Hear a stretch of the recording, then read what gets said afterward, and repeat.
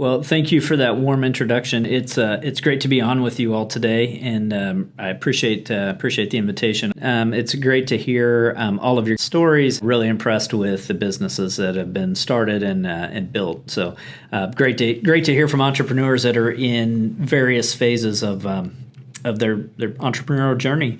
And as Brandon mentioned, I'm Andy Kavanaugh. I'm with Apex Business Advisors, and what Apex does is we help people buy and sell businesses. So from a business owner, an entrepreneur's standpoint is kind of have two options when you're ready to retire or ready to get out of your business. Number one is you just shut it down, or you sell the assets off and you go on your way. The other thing you can do is you sell your business to another company or an individual or a private equity company, depending on the size of your business. What we like to do is we like to work with business owners well in advance of them ready to sell their business. And so one thing that I like to share with people is, think about your business that regardless of where you're at in your journey, you're going to sell that business in 5 years.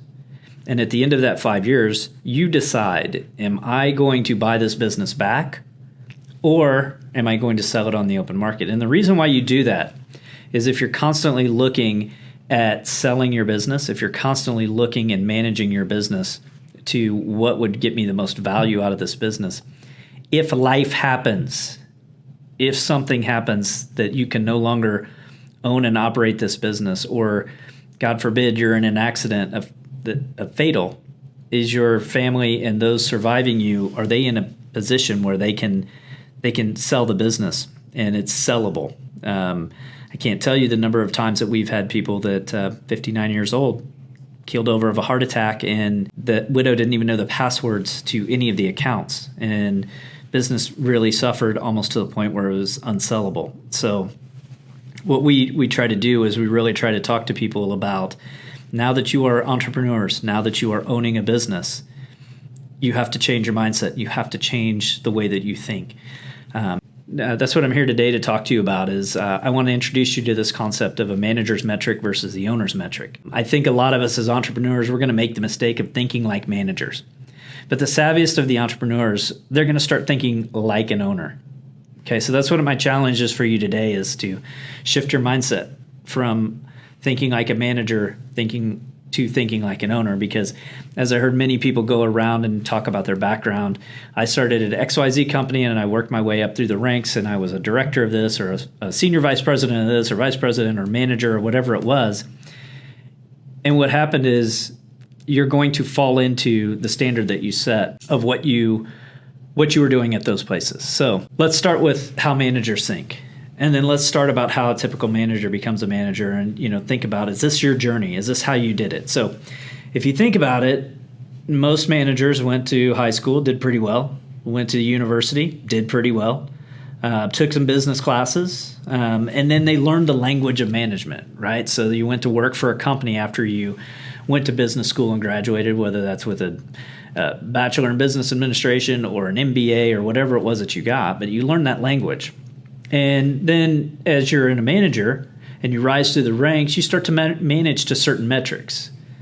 So if you think about the typical profit and loss statement of a business and you put the roles as who's responsible for each one of those metrics, sales manager is going to focus on what?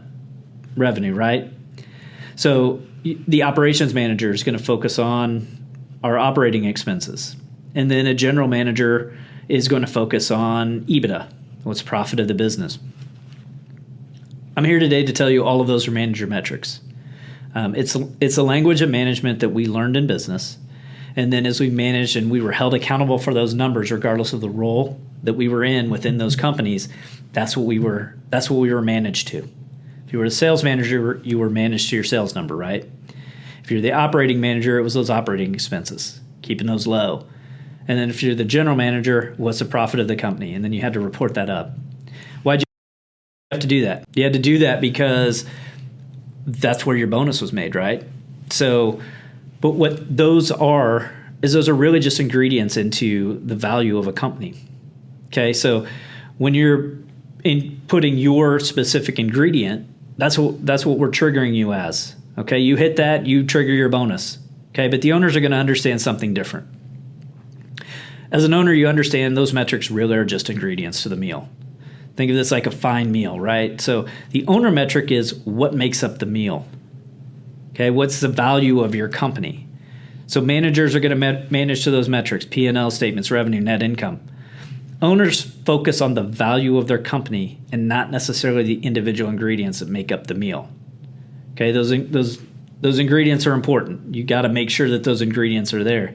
But if you're only focusing on those manager metrics, and I'm going to pick on revenue, if you're only focusing on revenue, you're not growing the value of the company. And let me show you why. Let's talk about value. Okay, I'm going to probably oversimplify a very complex science, but valuation really comes down to one calculation. What's the multiple of your profits that a buyer is willing to pay? So let's take the hypothetical example of a company with, say, $800,000 in pre-tax profit. So the standard multiple on a company this size is about 3.5. Okay, so the value of that company is going to be $2.8 million. Now, the system that we're talking about that we help people with, it'll help you increase the profits of your business.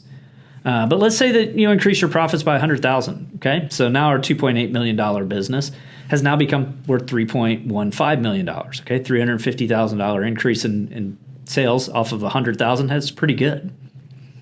But what we're talking about today is focusing not on the profit of the business. We're focusing on what increases the multiple of the business. So let's take our same $800,000 example.